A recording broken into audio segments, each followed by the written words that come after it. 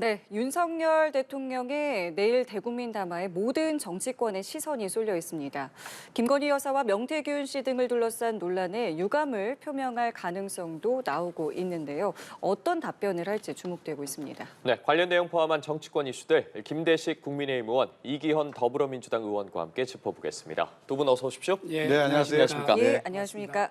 예, 오늘 저희가 두 분과 정치 대담을 시작하기에 앞서서요. 지금 이 시각 미국 대통령 선거의 개표가 일부 지역에서 시작이 됐기 때문에 두 분께 이 선거 결과 이후에 우리나라의 외교 지형에 대해서 그 변화에 대해서 어떻게 생각을 하고 계시는지 먼저 좀 여쭙고 오늘 대담 시작하겠습니다. 참 어려운 선거 같아요. 그래서 지금 뭐 저희가 한국에서 정치를 하지만 한국의 정치 결과도 섣불리 예측이 잘 안 되는데 미국 대선 결과 특히 이제 여론조사 결과가 거의 대등하기 때문에 예측은 어려워 보입니다. 다만 어떤 결과가 나오더라도 아메리카 퍼스트라고 하는 기본 정책에 양당의 변화는 없어 보이고요. 그리고 미국이 지금 가장 우선시하는 것은 사실은 이민자, 이주민 문제가 큰 것 같습니다. 특히 베네수엘라 47만 2천 명의 이주민 문제가 첫 번째 미국 정치권의 과제이고, 그리고 지금 중동과 그리고 우크라이나에서 벌어지는 전쟁의 종식 문제가 미국 아마 정치 지도자에게는 가장 우선적인 문제인 것 같습니다. 그래서 어떤 결과가 나오든 한반도 정책에 큰 변화는 없어 보입니다. 다만 트럼프 대통령이 당선되고 나면 이분이 그동안 해오셨던 여러 가지의 독특한 정치적 성향이 있기 때문에 대북 문제와 관련돼서 급격한 변화를 시도한다든지 아니면 그 방위비 분담금 관련돼서 저희에게 지금 저희가 100억 불 정도를 요청을 했거든요. 지금 저희가 내고 있는 것은 10배입니다. 이런 것들이 문재인 정부 때는 5배를 요구하셨는데 이제는 10배를 요구하고 있어서 이런 것이 윤석열 정부가 안보 정책의 시험대에 드는 그런 일이 아닐까라는 생각이 들고요. 하나 좀 강조하고 싶은 것은 오늘 금방 속보에 떴습니다만 뉴저지의 앤디 김 하원 의원이 상원 의원으로 당선이 됐습니다. 정말로 기뻐할 일이고요. 저희가 720만 재해동포를 가지고 있는데 재해동포 사회도 큰 경사다 이렇게 생각하고 있습니다. 알겠습니다. 예, 자 그럼 이제 본격적으로 정치 대담을 시작해 보겠습니다. 일단 시선은 내일 오전입니다. 윤석열 대통령의 대국민 담화 그리고 기자회견에 쏠리고 있습니다. 시간 제한 없이 무제한으로 질문을 받겠다라고 지금 이야기가 나오고 있는데요. 먼저 이 결정 과정과 그 배경에 대해서 어떻게 생각을 하시는지 좀 듣겠습니다.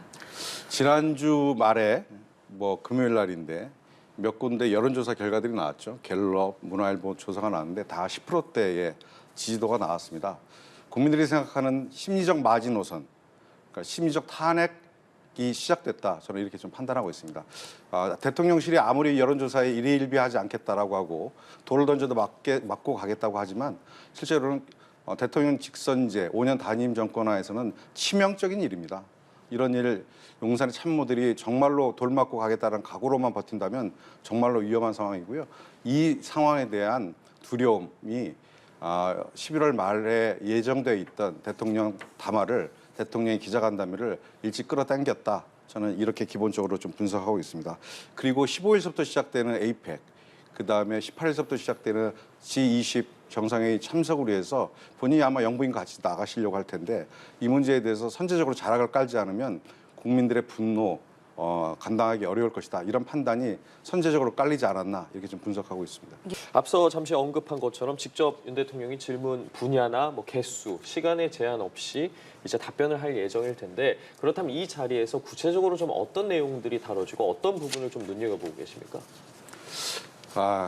큰 기대를 개인적으로는 가지고 있지만 제 기대에 못 미칠 것 같다는 생각을 계속 하지 않을 수가 없습니다. 그동안 윤석열 대통령이 국민들과 소통하겠다고 여러 차례 언론에 나왔지만 또 스태핑도 중단됐고 그리고 여러 번 있었던 기자간담회에서 본인 얘기하고 자화자찬하고 끝나시는 일들이 대부분이었습니다. 제가 여기 나오기 전에 몇 군데 취재를 해보고 용산에도 좀 알아봤는데 본인은 굉장히 억울해하신다 이런 거예요. 내가 이렇게 열심히 해서 국정성과를 냈고 4대 계획을 열심히 해왔는데 국민들이 나를 너무 몰라준다. 이 문제는 내가 분명히 얘기를 좀 해야 되겠다. 이런 자세를 가지고 있다고 합니다. 지금 국민들은 민생이 파탄나고 그리고 안보 불안의 위기 그리고 이 집권 세력들의 이런 국정농단 사건이 터지면서 전국에 그리고 대통령의 불만과 불신을 보내고 있고 그 탄핵이 준하는 상황을 염두에 두고 국민들이 생각하고 국정을 바라보고 있는데 너무 안이한 답이 나오지 않을까. 내가 잘하고 있는데 홍보가 부족해. 그래서 국민들께 말씀드리면 이해해 줄 거야 라는 수준은 안 된다고 생각하고요.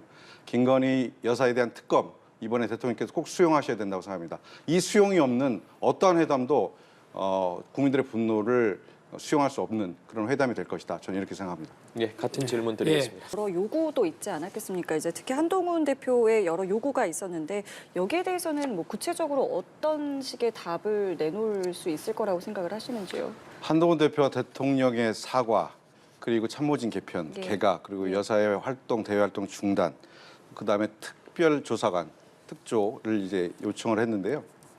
저는 한동훈 대표 아직도 아니하다 생각합니다. 기본적으로 대통령이 하지 않을 것을 얘기했고 특히 이제 특별조사관 같은 경우에는 저희가 야당에서 국민들이 특별 검사를 하자라고 70% 이상의 국민들이 요청을 하고 있는 상황에서 지금 중죄인을 수사를 해야 된다라고 하는 상황에서 방범대원을 뽑겠다라고 대답하는 것과 똑같습니다. 아직도 윤석열 대통령을 본인이 견인할 수 있다라고 생각하는데 저는 한동훈 대표의 착각이라고 생각합니다. 저는 이런 안이한 태도는 절대 윤석열 대통령의 변화를 끌어올 수 없고 국민들의 요구를 충분히 한동훈 대표가 대변하고 있지 못하다 이렇게 생각합니다. 자, 이런 가운데 김건희 여사 특검법이 야당 주도로 법사위 소위에서 의결이 됐습니다. 국민의힘에서는 민주당의 이런 특검 압박이 대통령을 탄핵하겠다는 정치적 의도다. 그리고 이재명 대표를 방탄하겠다는 의도다라고 비판을 가하고 있는데 이런 부분에 대해서는 어떻게 바라보고 계십니까? 뭐 국회는 다수결의 원칙 기본이니까요. 법사위에서 이제 소위 통과하고 그다음에 이제 전체회의 통과하면 본회의로 올라오게 될 것입니다. 그래서 14일 날 본회의에서 3차 탄핵안 의결을 할 예정이고요. 예. 대통령이 다시 거부권을 행사하신다고 하면 28일 정도에 제2에 들어갈 것으로 이렇게 바라봅니다. 그 탄핵 아니면 임기단축 개헌 아니면 하야 이런 것들이 이제 국민들 내부에서 나오고 있는 윤석열 대통령에 대한 외침입니다. 저는 이 문제에 관련돼서 윤석열 대통령과 집권당 국민의힘이 결코 좌시하고 가볍게 봐서는 안 된다. 지금 뼈를 깎는 혁신과 쇄신이 필요하다고 생각하고요. 저희 일을 보고 이재명 대표의 방탄국회다, 뭐 방탄이다 이렇게 주장하는데 지금 이제 이재명 대표의 재판은 사법부의 영역에 와 있는 것입니다. 사법부의 판단을 기다리고 있는 것이고 지금 국회에서 이렇게 연속되는 대통령의 거부권과 제2 요구, 제2에서 계속되는 부결 이렇게 해서 국회를 마비시키고 있는 것은 결국 김건희 여사에 대한 방탄입니다. 이건 누가 봐도 국민들이 다 인정하는 부분인데 이 부분을 아직도 이미 사법 처리가 수사가 끝나서 사법부의 영역에 가 있는 이재명 대표를 보고 방탄국회다라고 주장하는 것은 전 논리적으로도 맞지 않고 국민들의 정신에도 맞지 않다 이렇게 생각합니다. 예. 15일에는요 이재명 대표의 1심 선고가 예정돼 있죠. 이 1심 선고를 재판을 생중계를 할 것인지 말 것인지를 두고 일단 국민의힘에서는 국민의 알 권리를 위해서 생중계가 필요하다라고 주장을 하고 탄원서를 지금 제출한 상황입니다. 필요성에 대해서 어떻게 좀 보고 계십니까? 뭐 법 조항을 그대로 인용하자고 하면 예. 공공의 이익에 부합한다고 할 경우에 사법부가 판단을 해서 재판을 공개할 수 있습니다. 하지만 그런 경우는 그렇게 많지 않았고요. 추경호 대표께서는 국민의 알 권리를 얘기하시는데 예. 국민의 알 권리를 위해서 재판을 공개한다고 하면 지금 사법부에서 벌어지고 있는 수만 건의 재판이 다 알 권리에 해당되는 내용들입니다. 다 공개라고 법정에 카메라를 틀어야 되는 것이 정상인데 왜 법조항에서 공공의 이익에 부합하는 경우라고 특정했는지에 대해서는 좀 판단해 볼 필요가 있다고 생각합니다. 역사적으로 보면 하급심 1심에서 이렇게 공개된 경우가 딱 3건 있었습니다. 그것은 이미 중형이 예상되는 전직 대통령, 박근혜 대통령의 경우에 국정농단 사건에 1번, 그리고 공천 개입과 국정원 특활비 수수의 문제에 있어서 1건, 그다음 이명박 대통령이 다스와 관련돼서 배임 횡령을 관련돼서 건이 3건에 있어서 공개가 결정이 된 바가 있고요. 3건 다 본인들이 뭐 참석을 하지는 않았습니다. 불출석을 했는데 이 문제는 압도적 대선 후보 1위를 달리고 있는 야당의 대표이자 대선 주자인 이재명 대표를 법정에 세우는 모습을 카메라로 생중계해서 국민들에게 보여줘서 낙인 효과를 주고자 하고 하는 국민의힘의 정치적 의도다, 정치적 공세다 이렇게 바라봅니다. 특히 당의 지도부들이 직접 나서서 법원에 탄원서를 내고 저는 있을 수 없는 행동이라고 생각합니다. 그것은 국민의 알 권리가 아니라 정말로 유력 정치인을 계속 각인욕 활동해서 범죄자로 낙인시키려고 하는 정치적 의도의 다름 아니다. 저는 이 문제 관련해서 당에서 결정된 당론은 없습니다만 예. 뭐 당론이 결정될 일들은 아니죠. 저는 국민의힘 이제 그런 일 안 하셨으면 좋겠다. 이 말씀 드립니다. 네, 알겠습니다. 오늘 두 분 말씀 여기까지 듣겠습니다. 지금까지 김대식 국민의힘 의원, 이기현 더불어민주당 의원과 정치권 이슈들 짚어봤습니다. 고맙습니다. 감사합니다. 고맙습니다.